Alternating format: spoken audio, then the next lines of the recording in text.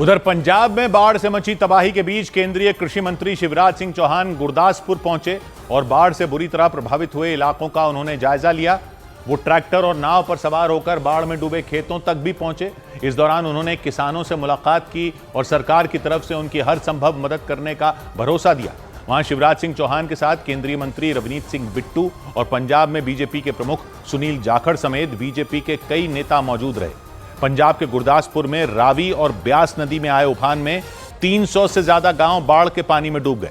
उन गांवों में एनडीआरएफ, एसडीआरएफ और सेना के जवानों की तैनाती कर दी गई ताकि बाढ़ में फंसे लोगों को राहत कैंपों तक पहुंचाया जा सके। और इसी बीच कृषि मंत्री शिवराज सिंह चौहान भी उनका हाल जानने के लिए गुरदासपुर पहुंच गए। वो वहां कीचड़ से भरे रास्ते पर चलते नजर आए। इसके बाद वो एक नाव पर सवार हुए और बाढ़ में डूबे कई इलाकों का उन्होंने दौरा किया। इस दौरान उस नाव पर एनडीआरएफ के कुछ जवान भी सवार दिखे। वहां एक दूसरी नाव पर केंद्रीय मंत्री रवनीत सिंह बिट्टू और सुनील जाखड़ समेत कई नेता उनके साथ चलते रहे। शिवराज सिंह चौहान ने वहां बाढ़ में बर्बाद हुई धान की फसल को भी देखा। इसके साथ ही उन्होंने किसानों से मुलाकात की और उनकी समस्याएं भी सुनी। केंद्र सरकार ने 2 केंद्रीय टीमें भेज दी है जो नुकसान का आकलन करेगी। राज्य सरकार भी अपनी तरफ से असेसमेंट करेगी। रावी और ब्यास नदी में आई बाढ़ ने पंजाब के गुरदासपुर में तबाही मचा दी। वहां खेतों से लेकर कई रिहायशी इलाके बाढ़ के पानी में डूब गए। इतना ही नहीं, ज्यादातर सड़कें भी बाढ़ की चपेट में आ गईं और रास्ता पार करने के लिए लोगों को ट्रैक्टरों का सहारा लेना पड़ा। अभी हम मौजूद हैं डेरा बाबा नानक के गांव धर्मकोट रंधावा में और दोबारा से पानी का जो लेवल है वो बढ़ता जा रहा है। गुरदासपुर के एक इलाके में रास्ता पार करने के दौरान एक बुजुर्ग की मोटरसाइकिल सैलाब में फंस गई और इस बीच वहां मौजूद न्यूज 18 की टीम ने उन्हें पानी से बाहर निकलने में मदद की। उधर मध्य प्रदेश के उज्जैन में सैलाब में फंसे कई लोगों की जान बचा ली गई। मध्य प्रदेश के उज्जैन के दाऊदखेड़ी इलाके में भीषण बारिश के बीच शिक्षकों की एक बस सैलाब में फंस गई। इसके बाद एसडीआरएफ के जवानों ने बचाव अभियान चलाकर उस बस में फंसे सभी शिक्षकों को निकाल लिया। सुप्रीम कोर्ट ने भारी बारिश और बाढ़ पर स्वतः संज्ञान लेते हुए पंजाब, हिमाचल प्रदेश, उत्तराखंड और जम्मू कश्मीर की सरकारों को नोटिस जारी किया। इन राज्यों से बाढ़ और बारिश की समस्या पर 3 हफ्तों में जवाब मांगा गया। सुप्रीम कोर्ट का मानना है कि इन राज्यों में अवैध तरीके से बड़े पैमाने पर पेड़ों की कटाई हुई। उत्तर प्रदेश के मथुरा में खाद लेने के लिए लाइन में लगे किसानों के 2 गुटों में जमकर मारपीट हो गई। वो एक दूसरे को गिरा गिराकर पीटते दिखे। घटना राया इलाके में हुई। बताया गया कि खाद के लिए लगी लंबी लाइन में किसी ने जबरदस्ती आगे लगने की कोशिश की और इसी बात को लेकर लड़ाई हो गई।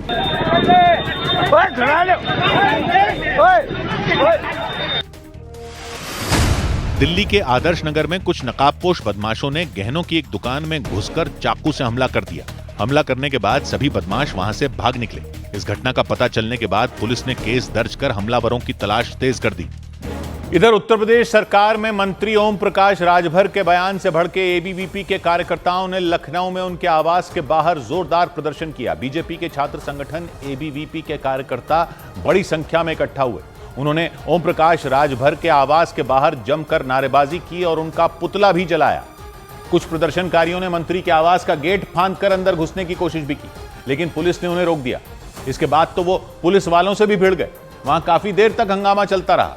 एबीवीपी के कार्यकर्ता इसलिए भड़के क्योंकि ओम प्रकाश राजभर ने यूपी के बाराबंकी में हुए एबीवीपी के प्रदर्शन को गुंडागर्दी करार दिया था। बाराबंकी में रामस्वरूप मेमोरियल यूनिवर्सिटी में एलएलबी की पढ़ाई कर रहे छात्रों ने 1 सितंबर को यूनिवर्सिटी के खिलाफ मोर्चा खोल दिया था। उन्होंने आरोप लगाया कि यूनिवर्सिटी प्रशासन ने बार काउंसिल ऑफ इंडिया से मान्यता लिए बिना ही छात्रों का एडमिशन लेकर पढ़ाई शुरू करा दी। 4 साल से परीक्षाएं भी नहीं हुई। इसी को लेकर छात्रों के प्रदर्शन में एबीवीपी के कार्यकर्ता भी शामिल हुए थे, लेकिन प्रदर्शन के वक्त धक्का मुक्की हो गई थी। हालात बिगड़ते देख पुलिस ने लाठीचार्ज कर दिया था। इससे नाराज एबीवीपी के कार्यकर्ताओं ने वहां जमकर तोड़फोड़ कर दी थी। हालांकि इस मामले में मुख्यमंत्री योगी आदित्यनाथ ने जांच के आदेश दे दिए थे, लेकिन एसबीएसपी पार्टी के अध्यक्ष और राज्य सरकार में मंत्री ओम प्रकाश राजभर के बयान के विरोध में एबीवीपी के कार्यकर्ताओं ने बवाल कर दिया। वो उन्हें रोकने की कोशिश में जुटे पुलिस वालों से भी भिड़ गए।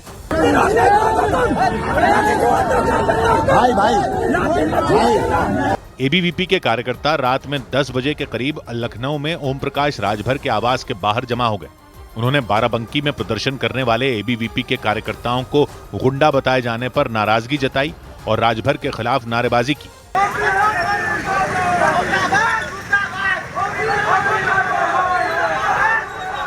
गुस्से से आग बबूला हुए प्रदर्शनकारियों ने मंत्री के आवास में भी घुसने की कोशिश की, लेकिन पुलिस वालों ने उन्हें जबरन खींचकर हटा दिया।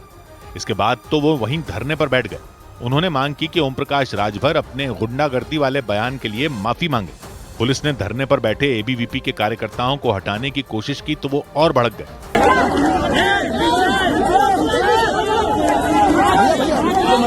प्रदर्शनकारियों ने ओम प्रकाश राजभर के आवास के बाहर उनका पुतला जलाया और काफी देर तक बवाल करते रहे।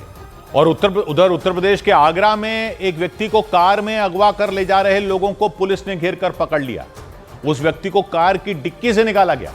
उनका नाम हरदेव बताया गया। हरदेव का अपनी पत्नी से झगड़ा हो गया था और इसके बाद वो नाराज होकर मायके चली गई थी, ऐसा बताया गया। लेकिन इसके 2 दिन बाद ही हरदेव का उनके गांव से अपहरण कर लिया गया। उन्होंने आरोप लगाया कि उनका अपहरण उनके ही ससुराल वालों ने किया, क्योंकि वो उनकी संपत्ति हड़पना चाहते हैं। हरदेव ने बताया कि उनकी पत्नी के भाई कुछ बदमाशों के साथ आए और जबरदस्ती उनके हाथ पैर रस्सियों से बांध दिए, मुंह पर भी कपड़ा लगाकर बांध दिया। इसके बाद उन्होंने हरदेव को घसीटकर कार में डाला और फरार हो गए। लेकिन इस घटना को हरदेव के गांव के कुछ लोगों ने देख लिया। उन्होंने फौरन पुलिस को सूचना दी। वो खुद भी उस गाड़ी के पीछे पड़ गए जिसमें हरदेव को अगवा कर ले जाया जा रहा था। जानकारी मिलते ही पुलिस ने आसपास के सभी रास्तों पर नाकेबंदी कर दी और आरोपियों की कार की तलाश में निकल पड़ी। काफी देर तक चली खोजबीन के बाद पुलिस ने उस कार को एक चौराहे पर पकड़ लिया और उसकी डिक्की में मौजूद हरदेव नाम के उस व्यक्ति को सुरक्षित निकाल लिया। उन्हें कार की डिक्की में किसी सामान की तरह ठूंस दिया गया था। उनके हाथों और पैरों में रस्सियां बंधी नजर आईं। वो शोर न मचा पाए, इसके लिए उनके मुंह को भी कपड़े से कसकर बांधा गया था। पुलिस वालों ने उन्हें बाहर निकाला तो वो बेसुध हालत में नजर आए। हरदेव के जानने वालों ने उनका अपहरण करने के आरोपियों की पिटाई कर दी। वो उन्हें पुलिस वालों के सामने ही मारते दिखाई दिए। दंग कर देने वाला मामला आगरा के खंदौली थाना क्षेत्र के खेरिया गांव का रहा। वहां रहने वाले हरदेव ने अपने ससुराल वालों पर अगवा करने का आरोप लगाया। 3 साल गया। हरदेव ने आरोप लगाया कि उनके साले उनकी संपत्ति हड़पना चाहते हैं, इसीलिए उन्होंने बदमाशों के साथ मिलकर उनका अपहरण किया। सबरी जमीन संपत्ति हड़बड़ ढूंढ ली, तहसील चलिया बहना मतलब। अगवा किए जाने से 2 दिन पहले हरदेव के साथ उनकी पत्नी का झगड़ा हुआ था। वो मायके चली गई थी। इसी के बाद उनका अपहरण किया गया। उधर उत्तर प्रदेश के बागपत में उफनती यमुना नदी में डूबने से एक लड़के की मौत हो गई। दावा किया गया उस लड़के ने सिर्फ 500 रुपए की शर्त के लिए यमुना नदी में छलांग लगा दी थी। जानकारी के मुताबिक वो लड़का अपने दोस्तों के साथ यमुना नदी के किनारे गया था। वहीं शर्त लगाई गई कि कौन यमुना नदी में छलांग लगाएगा। इसके बाद वो लड़का यमुना नदी में कूद गया और पानी के तेज बहाव की वजह से कुछ ही देर में डूब गया। इसकी जानकारी मिलते ही एनडीआरएफ और गोताखोरों की टीम वहां पहुंची। उन्होंने उस लड़के की तलाश शुरू कर दी, लेकिन कई घंटे बीत जाने के बाद भी उसका कोई अता पता नहीं चला, क्योंकि यमुना नदी के तेज बहाव की वजह से वो बहकर काफी दूर तक चला गया। इस घटना के बाद एक वीडियो सामने आया और उसमें उस लड़के के दोस्त ये कहते सुनाई दिए कि वो सिर्फ 500 रुपए की शर्त के लिए यमुना नदी में कूदा था। 500 रुपए इससे पहले वो लड़का यमुना नदी में छलांग लगाता दिखाई दिया। थोड़ी देर तक तो वो वहीं तैरता रहा, लेकिन इसके बाद वो तैरते तैरते काफी दूर तक चला गया। ये देखकर उसका वीडियो बना रहे दोस्तों ने जोर जोर से आवाज लगानी शुरू कर दी। भाई मुझे पता ना, पानी बहुत तेज है। हार गया 500 रुपए दे दे। लेकिन वो लड़का नहीं माना और तैरते हुए काफी दूर तक चला गया। इसके बाद वो अचानक डूबने लग गया। उसका सिर्फ सिर पानी के बाहर दिखाई दिया और थोड़ी देर बाद तो वो भी दिखना बंद हो गया। ये देखकर उसके दोस्त बुरी तरह घबरा गए। उन्होंने तुरंत पुलिस को इसकी जानकारी दी। इसके बाद पुलिस एनडीआरएफ और गोताखोरों की टीम के साथ वहां पहुंची और उस लड़के को ढूंढना शुरू कर दिया।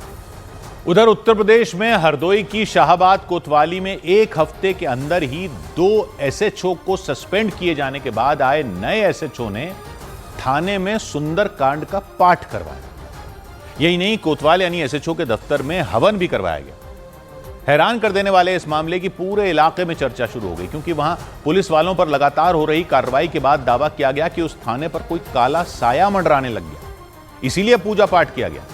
बीते 1 हफ्ते में शाहबाद कोतवाली की बागडोर संभालने वाले 2 एसएचओ समेत कई पुलिसकर्मी निलंबित किए जा चुके हैं। इसी वजह से वहां तैनात पुलिस वालों में हड़कंप मच गया।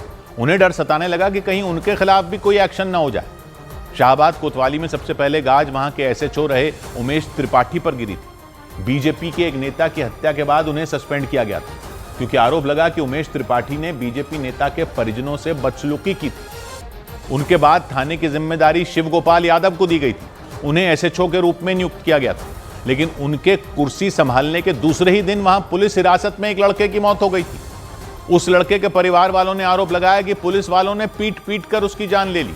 इस मामले में एसएचओ शिव गोपाल यादव समेत 2 अधिकारी निलंबित किए गए थे।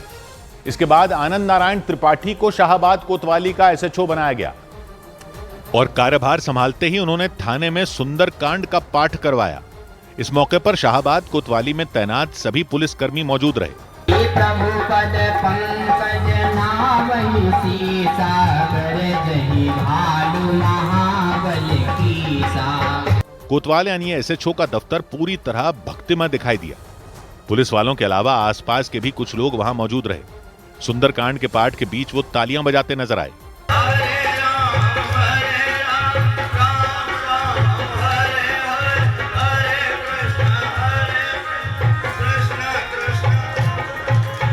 सुंदरकांड के पाठ के बाद हवन हुआ और फिर प्रसाद बांटा गया। दावा है कि यह कार्यक्रम इसीलिए करवाया गया ताकि अगर थाने के ऊपर कोई बुरा साया हो तो उसे हटाया जा सके। ऐसा इसीलिए क्योंकि हरदोई की शाहाबाद थाने के 2 कोतवाल 1 हफ्ते के भीतर ही निलंबित किए जा चुके हैं। वहां के एसएचओ रहे उमेश त्रिपाठी को बीजेपी नेता के हत्याकांड के मामले में पीड़ित परिवार से बुरा बर्ताव करने के आरोप में सस्पेंड किया गया था, जबकि उनके बाद आए एसएचओ शिवगोपाल यादव को तो 2 दिन के अंदर कुर्सी छोड़नी पड़ गई थी। माना जा रहा है इसीलिए नए कोतवाल आनंद नारायण त्रिपाठी ने फूंक फूंक कर कदम रखना शुरू किया।